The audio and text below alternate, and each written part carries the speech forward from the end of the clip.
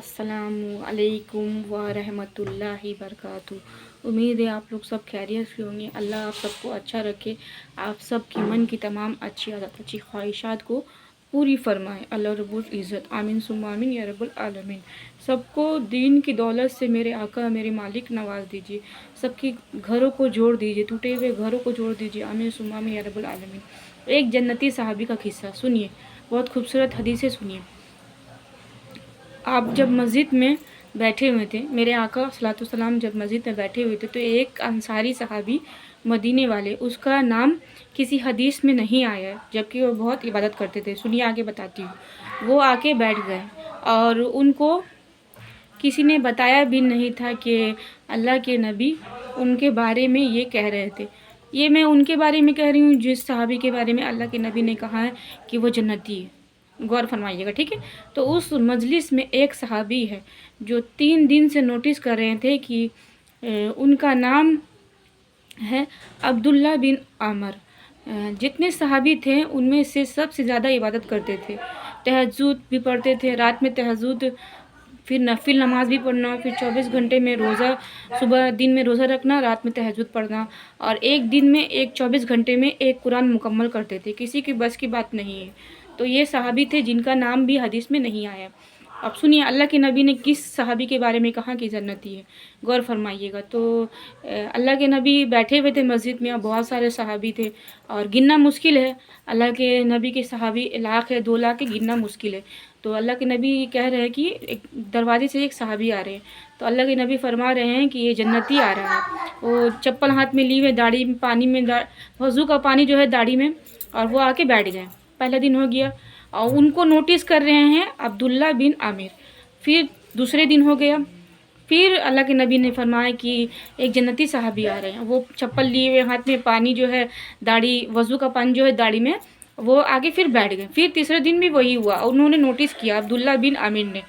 ये 30 दिन हो गया और अब्दुल्ला बिन की जो मतलब शादी की थी उनके अब्बू जान ने, तो शादी के दिन रात उन्होंने अपनी वाइफ से कहा कि मैं 2 रकात नफिल पढ़ के आता हूँ नमाज।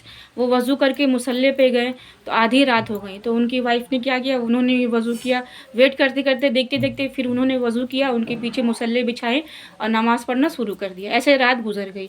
उनके अब्बू जान ने सुबह फरमाया, अब्दुल्ला बिन अमर के अब्बू जान ने फरमाया कि रात कैसी गई? बोले अल्हम्दुलिल्लाह नफिलों में कटी। तो बोले फिटे मुँह तेरे, मैंने इसीलिए तेरा शादी करवाया था, थोड़ा शादी करवाया था, ये हो गया। तो वो इतने इबादतगार थे, उनका नाम भी नहीं लिया अल्लाह के नबी ने। तो उन्होंने उससे कहा, वो सहाबी से जिन 3 दिन जिनको नोटिस किए कि अल्लाह के नबी ने फरमाया कि वो जन्नती सहाबी, 3 दिन उन्होंने नोटिस किया अब्दुल्ला बिन अमर ने।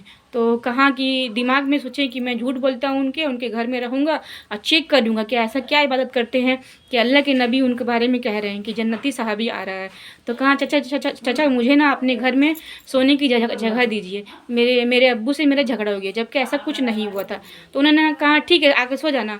तो फिर रात में वो सोने के लिए आए तो फिर चाचा वो अपने जो चादर को ओढ़ लीजिए, ओढ़ने के बाद उसमें बारीक सा सुराख कर लिए, सुराख करके देख रहे थे। तो चाचा आए, आकर के बिस्तर में बैठे, फिर दुआ पढ़े अल्लाहुम्मा व बिस्म व मुतु वाहिया पढ़ के सो गए। दुआ पढ़ के सो गए। रात भर कट गए, उन्होंने कोई इबादत नहीं की, तहज्जुद नहीं पढ़ा। देखते देखते देखते देखते वो थक गए। सुबह फजर की नमाज़ हुई, फिर वो उठे, अजान के बाद उठे। फिर वो सोचे कि शायद दूसरे दिन वो पढ़ेंगे, फिर दूसरे दिन भी वही किए, चादर ओढ़ लिए। सुराख से देखना तो थोड़ा सोच लिए तकलीफ होता है, वैसे सुराख से वो देख रहे हैं। फिर उन्होंने आए, फिर पढ़े बिस्मिल्लाहिर्रहमानिर्रहीम, फिर दुआ पढ़े उन्होंने, फिर दुआ पढ़ के फिर सो गए। फिर रात कट गई, फिर सुबह हो गई, फिर फजर की नमाज़ हुई, अजान हुई, तब वो उठे। फिर तीसरे दिन उन्होंने देखा, तीसरे दिन देखने के बाद सुबह फजर के बाद उन्होंने कहा कि चाचा आप तो कोई इबादत नहीं करते हैं, तो अल्लाह के नबी क्यों बोल रहे थे कि आप जन्नती सहाबी, और अल्लाह के नबी की बात तो कभी गलत हो नहीं सकती है। तो वो मुस्कुराने लगे। फिर वो जब जाने लगे तो उन्होंने कहा कि भतीजा इधर आओ, मैंने पूरे ज़िंदगी में अपनी ज़बान और अपनी हाथ से किसी को तकलीफ़ नहीं पहुंचाया है। मतलब मेरे हरकत से मैंने कभी भी किसी भी इंसान को तकलीफ़ नहीं पहुंचाया है। वजह यही है कि शायद अल्लाह के नबी ने मुझे इतना आला दर्जा का सहाबी कहा, और अल्लाह के नबी के बाद पत्थर की लकीर होती है, और उनके इखलाक की वजह से अल्लाह के नबी ने सारे सहाबी को एक तरफ और उनको जन्नती करार दिया।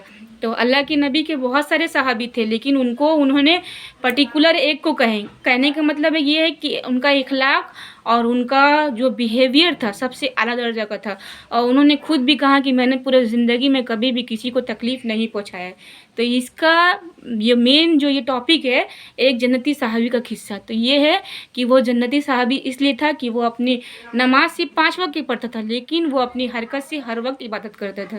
کہنے کا مطلب یہ ہے کہ اپنی زبان اور اپنے ہاتھ سے کسی کو تکلیف نہ پہنچائیے، سب سے اعلیٰ درجہ کا انسان وہی ہے، ٹھیک ہے۔ 5 وقت کا نماز قائم کیجیے، خوشیاں بانٹیے، اپنے گھر میں خوشی قائم کیجیے، اور اپنے گھر میں جوڑ کے رکھیے سب ایک دوسرے کو، ٹھیک ہے۔ پازیٹیو انرجی شیئر کیجیے ایک دوسرے کو۔